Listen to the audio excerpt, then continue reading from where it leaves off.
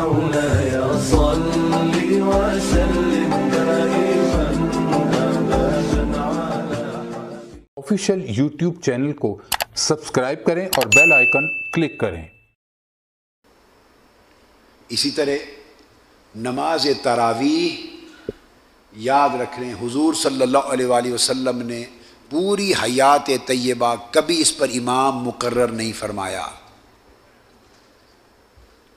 خواہ کوئی 20 رکعتیں پڑھے یا 8، میں دونوں کے لیے بتا رہا ہوں۔ نہ 8 رکعتوں کے لیے امام تراویح مقرر کیا گیا، نہ 20 رکعتوں کے لیے امام تراویح مقرر کیا گیا۔ اس وقت گفتگو رکعت کی نہیں کر رہا، یہ الگ آئے گی، آگے حدیث آئے گی۔ میں امام مقرر کر کے باجماعت نماز تراویح کا اہتمام کرنا، یہ بدعت ہے۔ حضور علیہ السلام کے زمانہ اقدس کے اعتبار سے آقا علیہ السلام نے نہیں کیا امام مقرر، اور کل حیات مبارکہ میں آقا علیہ الصلوۃ والسلام 2 راتیں یا تیسری رات 3 راتیں صحابہ کرام کے ساتھ آ کے نماز پڑھی۔ تیسری رات ساری رات صحابہ کرام انتظار کرتے رہے کہ حضور تشریف لائیں گے، اور آقا باہر تشریف نہیں لائے، اور آپ نے فرمایا مجھے ڈر ہے کہ امت کہیں واجب نہ سمجھے۔ پھر سیدنا ابوبکر صدیق نے 2.5 سال تک امام مقرر نہیں کیا نماز تراویح پر۔ پھر سیدنا فاروق اعظم رضی اللہ تعالیٰ عنہ کے بھی اوائل دور میں امام مقرر نہیں تھا۔ پھر ایک روز سیدنا فاروق اعظم رضی اللہ تعالیٰ عنہ باہر نکلے، اور آپ نے مسجد نبوی میں دیکھا لوگ متفرق نماز تراویح ادا کر رہے ہیں، صحابہ کرام۔ آپ نے کہا اس طرح تو لوگ غفلت کرنے لگ جائیں گے، اب کیوں آقا نے پہلے نہیں کروائی امام مقرر، اور امام مقرر کیا سیدنا فاروق اعظم نے۔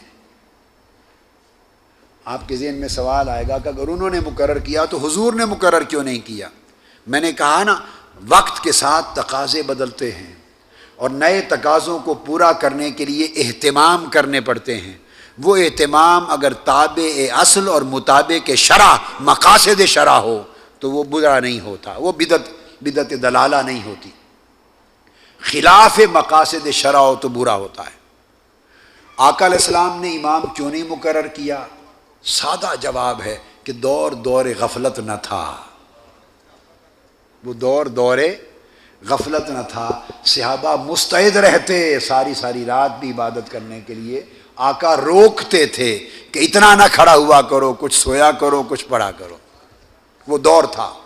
جو زمانہ گزرتا گیا تو سیدنا فاروق اعظم رضی اللہ تعالیٰ عنہ کو خیال گزرا لوگ متفرق پڑھ رہے ہیں، کوئی گھروں میں کوئی مسجد میں، زمانہ گزرتا اسی حال میں گیا تو لوگ غفلت کا شکار ہو جائیں گے اور پڑھنا چھوڑ جائیں گے، لہٰذا کیوں نہ ان کے لیے اہتمام کر دیا جائے کہ پابندی سے پڑھیں۔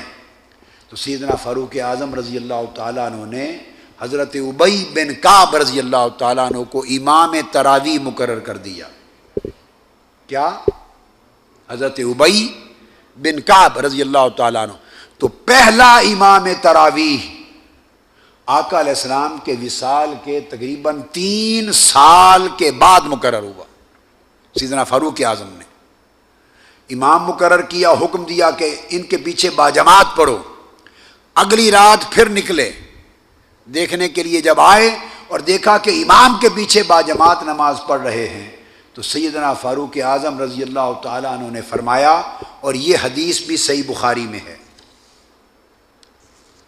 جو ابھی کوٹ کر رہا ہوں نا، یہ بھی صحیح بخاری میں ہے، بخاری پڑھا رہے ہیں تو بخاری شریف میں سیدنا فاروق اعظم نے فرمایا، ان کو اکٹھا نماز پڑھتے ہوئے فرمایا، نعم البدعۃ ھذہ، نعم البدعۃ ھذہ، دیکھ کر فرمایا دیکھو کتنی اچھی اور پیاری بدعت ہے۔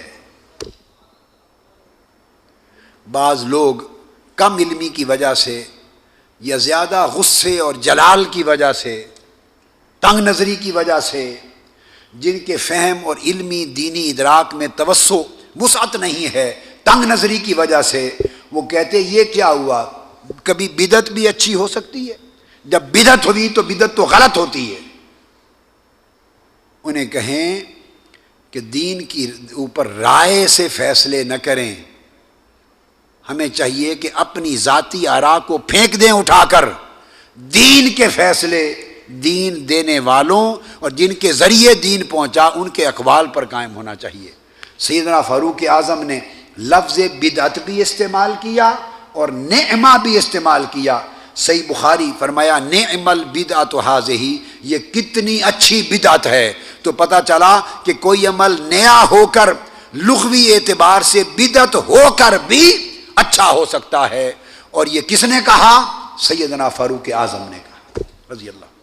اس کا حوالہ لکھ لیں، صحیح بخاری کتاب و صلاۃ التراویح.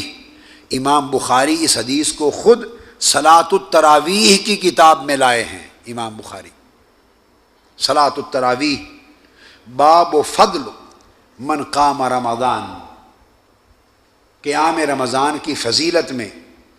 حدیث کا نمبر ہے 1906. نسخے مختلف ہوتے ہیں، نمبر بدلتے ہیں. میں نے کل بھی سمجھایا تھا اس لیے باب لکھوا دیا. کتاب صلاۃ التراویح اور باب فضل من قام رمضان، رمضان کے قیام کی فضیلت میں. یہ امام بخاری اس حدیث کو لائے اور موطا امام مالک وہ بھی حدیث نمبر 250 کے تحت جلد دوم میں اور جلد اول میں 114 امام مالک بھی الموطا میں حدیث کو لائے اور دیگر کتب میں بھی ہے.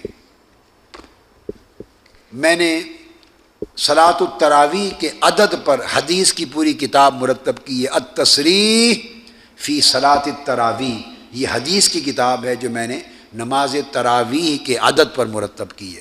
تفصیل پڑھنے کے لیے یہ میری حدیث کی کتاب جو چھوٹی ہے آپ کے لیے کافی.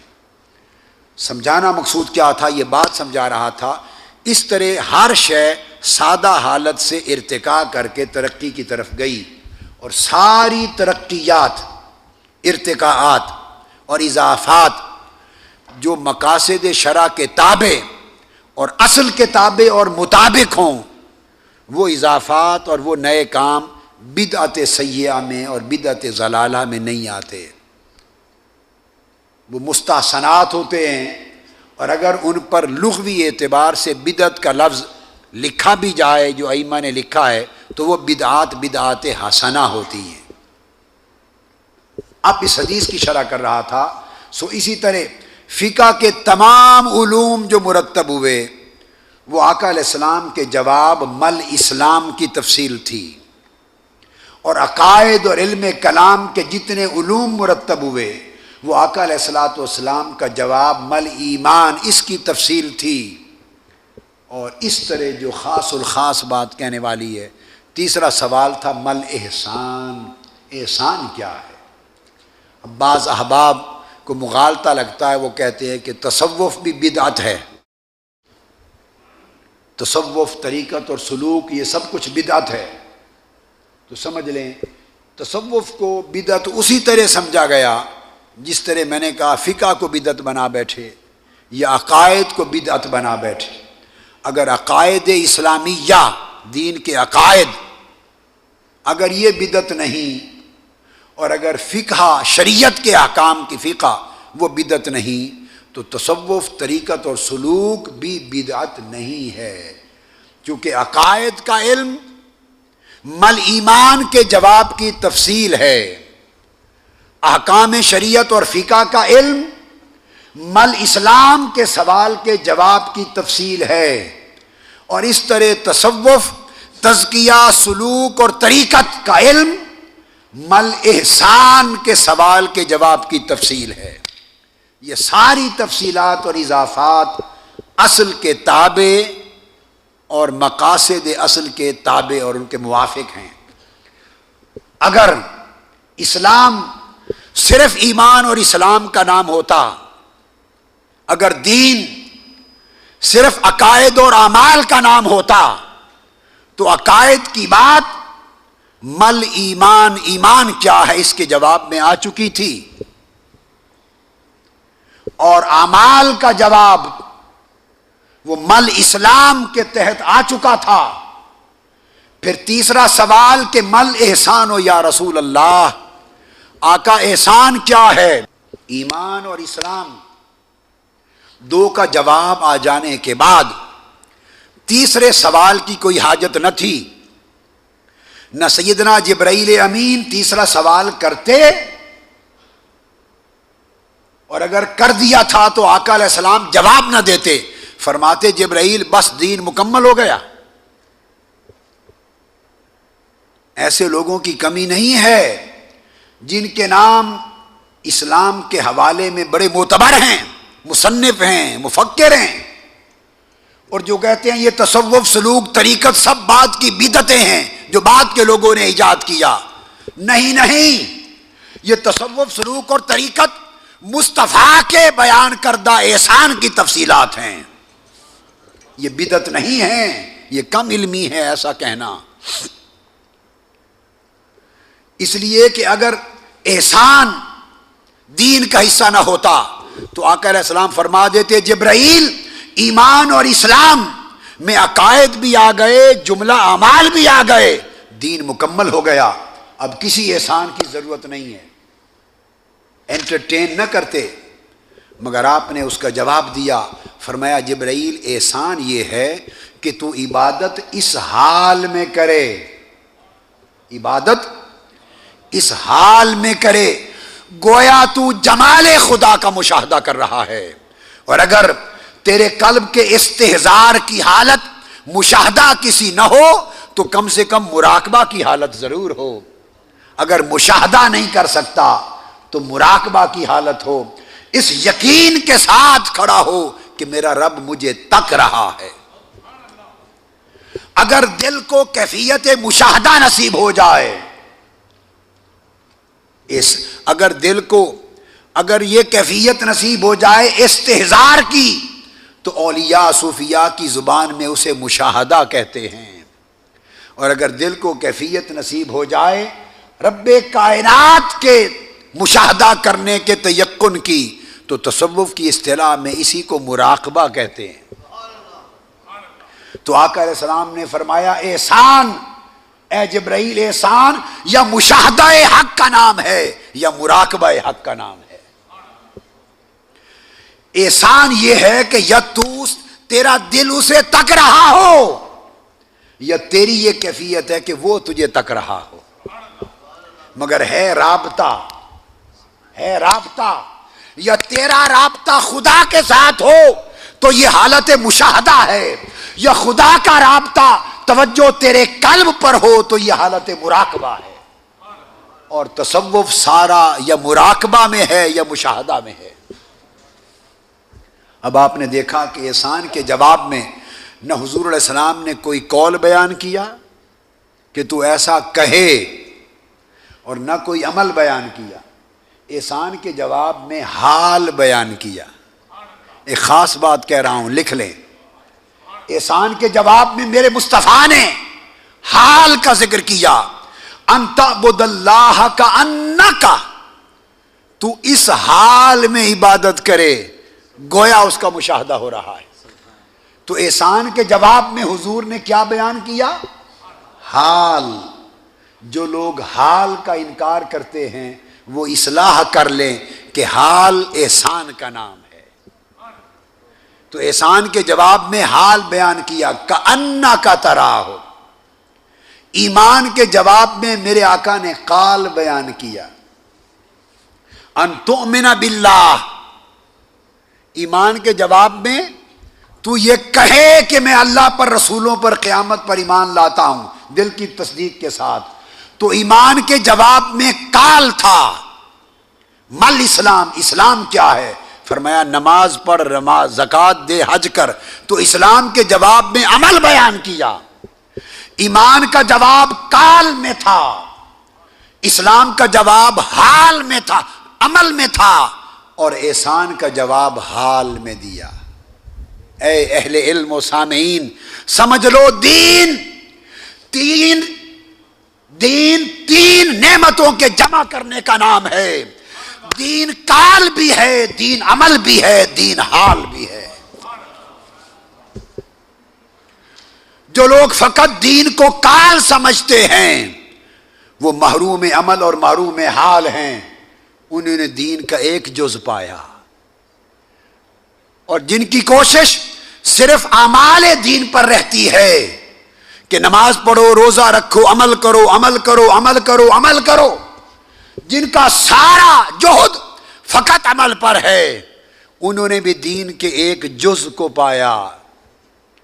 چونکہ میری طبیعت میں تعصب نہیں، میں اٹھا کے سب کچھ رد کر دینے والوں میں نہیں ہوں، جتنا ہے اتنا مانتا ہوں، جو نہیں ہے اس کی نشاندہی کرتا ہوں۔ تو فقط اہل کال وہ بھی دین کا ایک جز رکھتے ہیں، اور فقط اہل عمل وہ بھی دین کا ایک جز رکھتے ہیں، اور جن لوگوں نے حال پایا انہوں نے دین کے اعلیٰ جز کو پایا۔ تو سمجھ لو کہ کال بغیر عمل کے ہو سکتا ہے، یہ ممکن ہے کہ قول ہو عمل نہ ہو تب بھی مومن ہوگا، کافر نہیں ہے۔ کال بغیر عمل کے بولیے ہو سکتا ہے، مگر عمل بغیر کال کے مقبول نہیں ہے۔ جب پہلے درجے میں تھے تو فقط قول ایمان تھا، کال تھا، شاید صاحب کال پچھلی دونوں حالتوں سے محروم ہو، مگر کوئی مومن جب صاحب عمل ہو گیا، مومن صالح ہو گیا، تو صالح مومن کے عمل میں کال بھی آ گیا، عمل بھی آ گیا، مگر کوئی صاحب حال نہیں ہو سکتا جب تک اس کے اندر حال کے اندر کال اور عمل دونوں شامل نہ ہوں۔ سو جو اہل حال ہوئے وہ اہل عمل بھی ہیں اور اہل کال بھی ہیں۔ اس لیے ہو سکے تو اہل حال کی مجلس میں بیٹھا کرو کہ حال والوں کے پاس کال بھی ہوتا ہے، عمل بھی ہوتا ہے، اور اگر فقط اہل کال کے پاس بیٹھیں گے، بڑے لگے پھرتے ہیں کہ جن کا کال بڑا اونچا ہے، لچھے دار تقریر کریں گے، لچھے دار تقریریں کریں گے، سر لگائیں گے، فتوے دیں گے۔ علماء بیٹھے ہیں، توجہ سے سنیں اور دلوں میں اتاریں، اور اگر حال بدل کے نہ گئے تو پھر بیٹھنے کا بھی کوئی حال نہیں ہے۔ دین زوال کا شکار کیوں ہو گیا؟ ہم دین کی تبلیغ کرنے والے فقط صاحبان کار رہ گئے، ہماری زندگیاں عمل سے بھی خالی ہیں، حال سے بھی خالی ہیں۔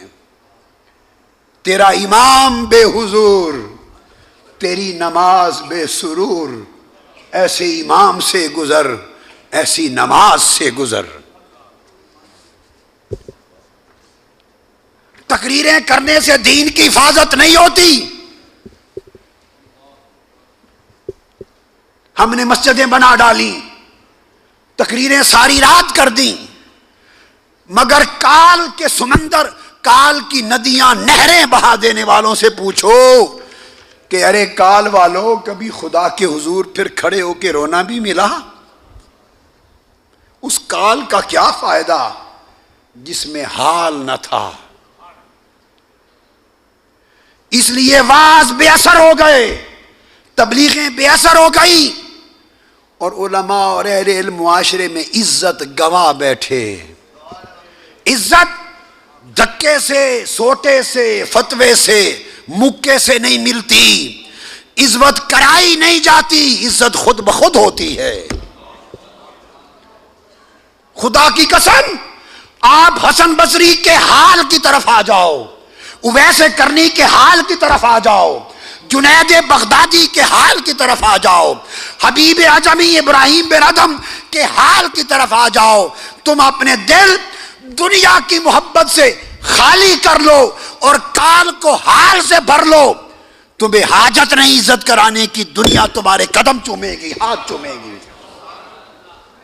تم دنیا کے پیچھے نہ پھرو، دنیا تمہارے پیچھے پھرے گی۔ دنیا سائے کی مانند ہے، سائے کی مانند ہے۔ سایہ سورج کی الٹی سمت ہوتا ہے، سایہ سورج کی الٹی سمت ہوتا ہے، اور بد نصیب ہے وہ شخص جو سائے کے پیچھے چلے۔ اگر آپ اپنا رخ سائے کی طرف کر لیں تو سایہ آگے آگے جائے گا، آپ پیچھے جائیں گے۔ اگر سائے کی طرف رخ کر لیں تو سایہ آگے ہوگا، آپ سائے کے مقتدی ہوں گے. بس تصوف کیا ہے، قال اور حال میں فرق کیا ہے؟ سائے کے پیچھے چلو تو قال ہے اور سایہ دنیا ہے. ہائے ہائے، سایہ دنیا ہے. اے اہل علم علماء، آپ وارثان رسول ہیں، آپ نمائندگان رسول ہیں. اپنے احوال کو بدلنے کی کوشش کریں، پھر اگلی نسل امتوں کے حال بدلیں گے. ہاں سایہ دنیا ہے، تو آپ جب سائے کے پیچھے چلیں یعنی دنیا کے پیچھے چلیں گے تو عمر پر ذلیل و رسوا ہوں گے. اب قال اور حال والوں کا فرق کیا ہے؟ تصوف صرف اتنی سی بات کرتا ہے، پکڑ کے رخ موڑ دیتا ہے، کہتا ہے کہ سائے کی طرف پشت کر لے میرے بندے، ادھر منہ کر لے. تو سائے نے تو ادھر ہی رہنا ہے. اگر سائے کو پشت کر دو تو تم آگے ہو جاؤ گے اور سایہ دنیا تمہارے پیچھے ہو جائے گا. اگر سائے کی طرف منہ تھا تو صاحبان قال تھے، اور سائے کو پشت کر لی تو صاحبان حال ہو گئے. حضور کے جوان صحابی حضرت حارثہ ہیں رضی اللہ تعالی عنہ، انصاری صحابی ہیں. طبرانی میں حدیث ہے، مسند بزار میں ہے، بیہقی میں ہے، مجمع الزوائد میں ہے. اور اس حدیث کے جستہ جستہ مختصر بیان بخاری مسلم سیاستہ میں بھی ہیں، مگر ان میں مفصل آئی ہے.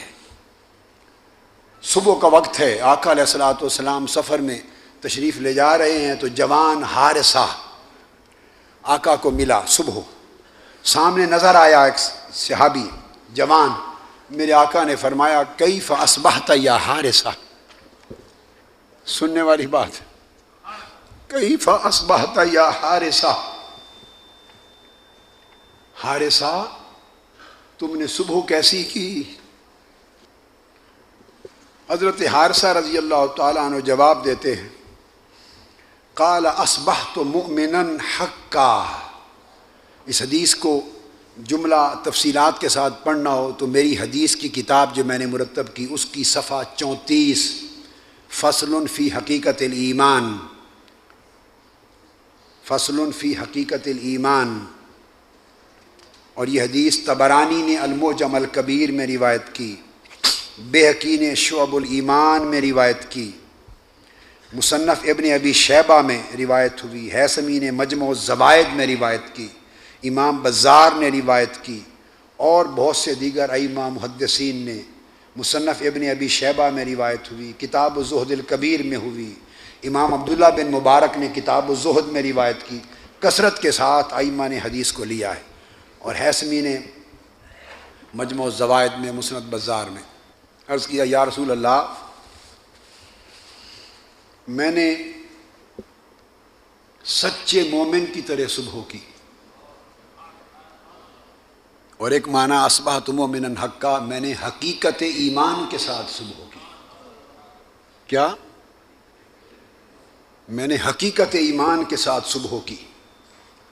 اللہ، جب وہ یہ زبان سے کلمہ کہہ بیٹھے تو آقا علیہ السلام نے فرمایا فقال انظر ما تقول فإن لكل شيء حقیقت فما حقیقت الایمان فما حقیقت ایمانک. اے حارثہ ذرا دھیان کر، تو کیا کہہ گیا ہے؟ یہ حدیث جبرائیل صحیح بخاری کی بتا رہا ہوں. دین اتنے جز کا نام نہیں جتنا پڑھ لیا اس کو کل سمجھ لیا، نہیں، دین کی بڑی تفصیلات ہیں. جب فرمایا مل ایمان، ایمان کیا ہے، تو اب ایمان کے ساتھ ایک حقیقت ایمان بھی ہے. ایمان اور اسلام پڑھ چکے. تیسرا سوال جو جبرائیل امین کا تھا مل احسان، تو احسان دراصل حقیقت ایمان کا نام. اب آپ سمجھ گئے، احسان حقیقت ایمان کا نام ہے. تو عرض کیا یا رسول اللہ، میں نے حقیقت ایمان کے ساتھ صبح کی، یعنی حالت احسان میں صبح کی. آقا نے فرمایا ہر شے کی ایک حقیقت ہوتی ہے. حارثہ فما حقیقت و ایمانک، بتا تو صحیح تیرے ایمان کی حقیقت کیا ہے. اب ایمان کی حقیقت بتا رہے ہیں. حضرت حارثہ نے عرض کیا فقال اضفت نفسی عن الدنیا، یا رسول اللہ میرے ایمان کی حقیقت یہ ہے کہ میں نے اپنی جان کو دنیا سے نکال دیا ہے. بس میرا نفس، میری جان دنیا سے بے رغبت ہو گئی ہے. میری جان، میرا باطن، میرا قلب دنیا سے علیحدہ ہو گیا ہے. میں نے اپنی جان کو دنیا سے الگ کر لیا، نکال لیا ہے. بڑی خاص بات ہے. یہ نہیں فرمایا کہ میں دنیا سے نکل گیا ہوں. کیا یہ تصوف ہے، یہ احسان ہے، یہ حقیقت ایمان ہے. یہ عرض نہیں کیا کہ میرے ایمان کی حقیقت یہ ہے کہ میں دنیا میں سے نکل گیا ہوں، نہیں، بلکہ فرمایا دنیا مجھ میں سے نکل گئی ہے.